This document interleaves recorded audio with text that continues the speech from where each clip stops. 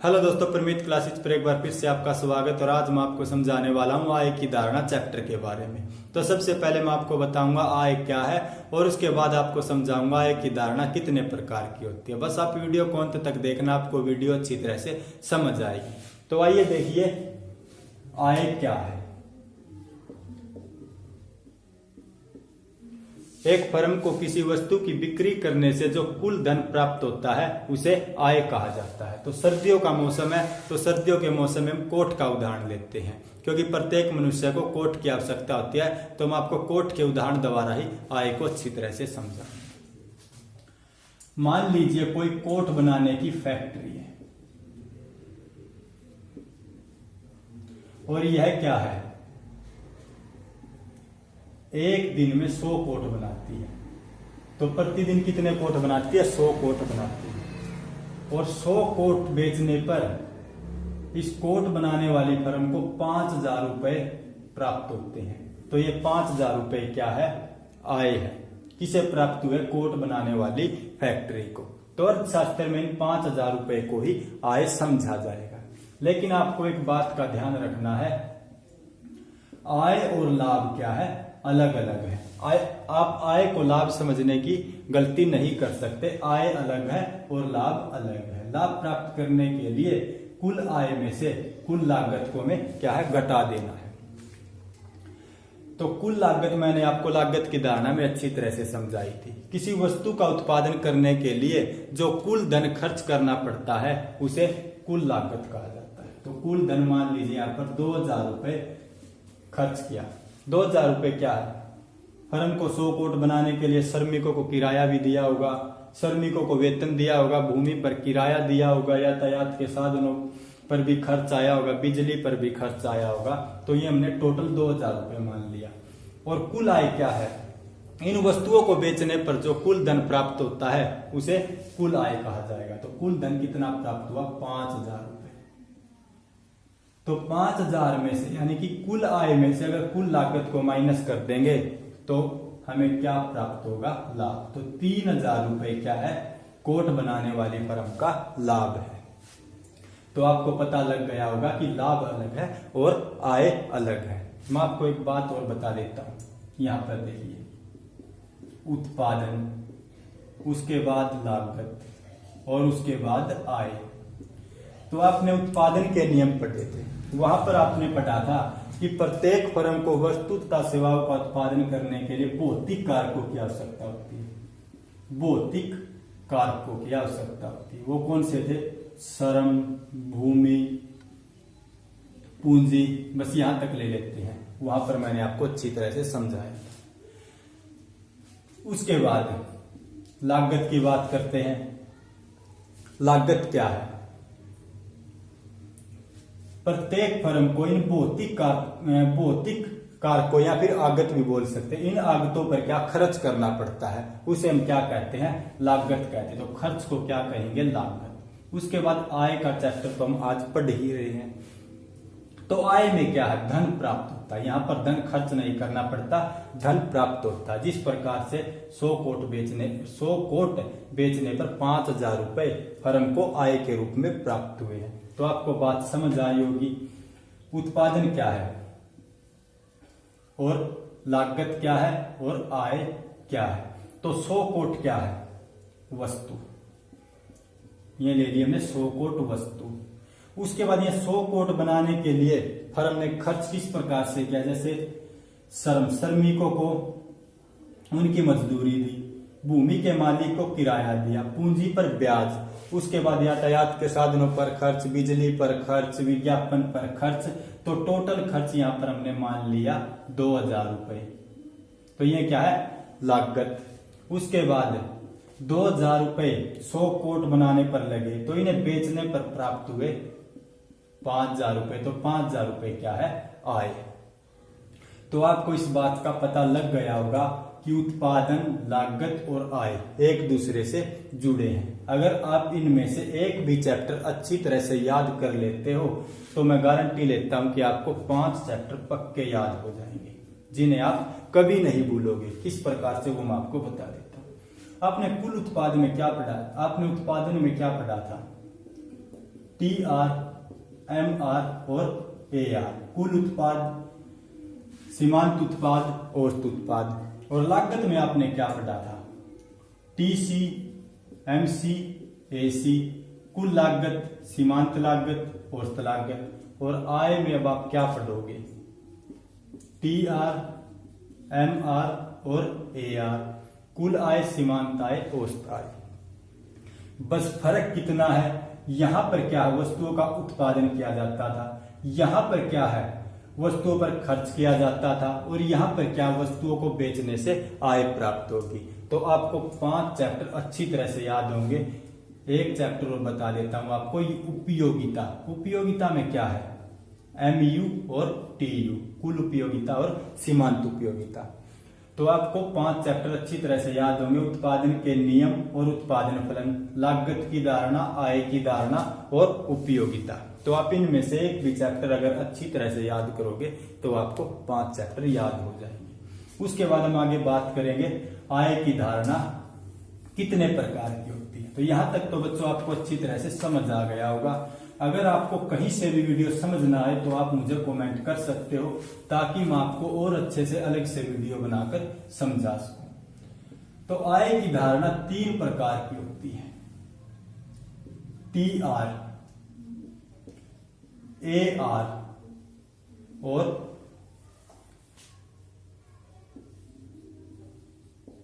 MR, कुल आय, औसत आय और सीमांत आय। तो सबसे पहले हम करते हैं कुल आय को। कुल आय क्या है? तो कुल आय क्या है? एक फर्म को अपने उत्पादन की निश्चित मात्रा बेचने पर जो आय प्राप्त होती है उसे हम कुल आय कहते हैं, या फिर हम आगम भी बोल सकते हैं, या फिर आय को संप्राप्ति भी बोल सकते हैं। तो कुल आय के बारे में मैं आपको बता देता हूं अच्छी तरह से। मान लीजिए कोई फर्म है, तो हमने कोट बनाने वाली फर्म को ही ले लेते हैं, क्योंकि शुरू में हमने कोट का ही उदाहरण दिया था। तो कोट बनाने वाली फैक्ट्री को 100 कोट बनाने के लिए कितने रुपए खर्च करने पड़े थे? वहां पर 2000 रुपए। लेकिन यहां पर बात करेंगे कुल आय की। तो यहां पर मान लीजिए जो ये कोट बनाने वाली फर्म है 5 कोट बनाती है, और 5 कोट को 100 रुपए कीमत पर बेच देती है। तो 5 कोट बनाकर कितने रुपए कीमत पर बेचती है? 100 रुपए कीमत पर। तो कोट कितने? 5, और कीमत कितनी? 100 रुपए। तो कुल आय कितनी होगी? तो 100 गुणा में 5, तो 500 रुपए। तो 500 रुपए क्या है? कोट बनाने वाली फर्म की कुल आय है। तो आपको इस बात का पता चल गया होगा कि फर्म ने 5 कोट बनाकर 100 रुपए कीमत पर बेचे, तो कुल आय कितनी? 500 रुपए। तो 500 रुपए फर्म की कुल आय है जिसने ये कोट बनाकर बेचे हैं। तो कुल आय निकालने का फार्मूला क्या है? यहां पर ऐसी नहीं, AR की बात करेंगे। औसत आय गुणा में बेची गई इकाइयां। अगर हम औसत आय को बेची गई इकाइयों से गुणा करेंगे तो हमें TR प्राप्त होगा। किस प्रकार से, वो हमने देख लिया। यहां पर क्या है?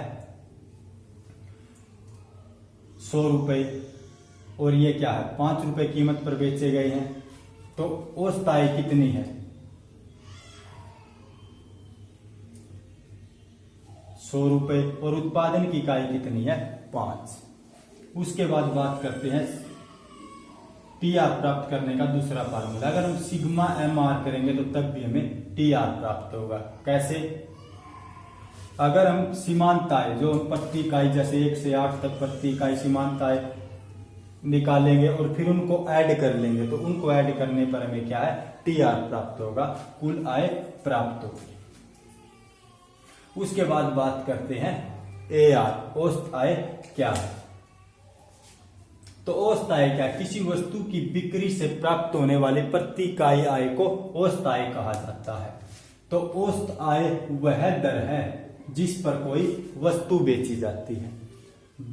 तो मैं आपको दर के बारे में भी बता देता हूं। दर क्या है? निश्चित रूप में दर किसी वस्तु की बेची गई, निश्चित रूप में दर किसी वस्तु की कीमत को ही कहा जाता है। तो आपको पता लग गया होगा जो औसत आय है, औसत आय क्या है? वस्तु की कीमत है। तो अब आपको एक बात का पता लग गया होगा कि कीमत और औसत आय क्या है? एक ही है। इसलिए मैंने यहां पर क्या है, जो ये हमारी 100 रुपए कीमत थी, 100 रुपए कीमत पर क्या है, 5 कोट बेचे गए। मात्रा कितनी? 5, और कीमत कितनी? 100। इसलिए मैंने यहाँ पर 100 गुणा में 5, 500 रुपए क्या निकाले थे? TR निकाले थे, क्योंकि कीमत और औसत आय एक ही है। इसलिए यहाँ पर क्या है? AR और P, प्राइस, कीमत एक ही है। तो औसत आय निकालने के फार्मूले क्या है? AR निकालने का फार्मूला TR बाय में Q। कुल आय को उत्पादन की इकाइयों से भाग दे देंगे तो हमें औसत आय प्राप्त होगी। तो देखिए किस प्रकार से, कुल आय कितनी है? 500 रुपए। औसत आय निकालेंगे तो उत्पादन की इकाई 5 कोट, तो बाय में 5, 5 एक 5, 500, 500, 100 रुपए क्या है? औसत आय, जो हमने यहां पर पहले ही लिख रखे हैं। तो 100 रुपए क्या है? प्रति इकाई औसत आय है, प्रति इकाई औसत आय 100 रुपए। अब आपको पता लग गया होगा यहाँ पर 100 रुपए औसत आय भी है और P प्राइस, कीमत भी है, क्योंकि एक कोट कितने रुपए कीमत पर बेचा गया? 100 रुपए कीमत पर एक कोट बेचा गया। और औसत आय भी क्या? प्रति इकाई औसत आय भी 100 रुपए है। तो एक इकाई की औसत आय की बात करें तो कितनी? 100 रुपए है। उसके बाद आगे बात करते हैं जो आय की धारणा का, आय की धारणा का तीसरा प्रकार है सीमांत आय।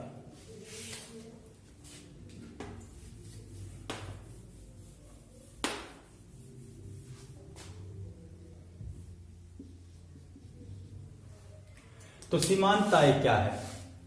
किसी वस्तु की एक इकाई अधिक या कम करने से कुल आय में जो अंतर आता है उसे सीमांत आय कहते हैं। किस प्रकार से, वो मैं आपको बता देता हूं। MR निकालने के फार्मूले हैं MR बराबर है डेल्टा TR बाय में Q। MR निकालने का पहला फार्मूला, या तो हम कुल आय में होने वाले परिवर्तन को उत्पादन की इकाई में होने वाले परिवर्तन से भाग दे देंगे, या फिर हम क्या करेंगे, TRN माइनस 1, यानी कि N